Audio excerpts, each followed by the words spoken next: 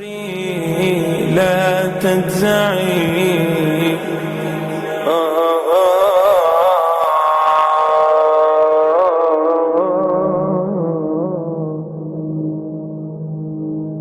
After that, there will be khusufat. Now, this is another major sign. There will be swallowings of earths, swallowings. There will be major continent, well, maybe not continents, but large lands that will actually disappear under the earth. They'll be gone, either into the water or they'll be destroyed head over heels. There'll only be dirt left. And the Prophet ﷺ tells us in the hadiths, after the Prophet ﷺ's death, there will be a swallowing of earth in somewhere in the eastern region, eastern to Medina. And there will be also a swallowing of the earth in the lands of the Arab Peninsula. So Allahu A'lam, what will happen in that time. And there will be righteous people who also go in these landslides, if you like. There will be righteous people, but that's because, listen to what the Prophet ﷺ said.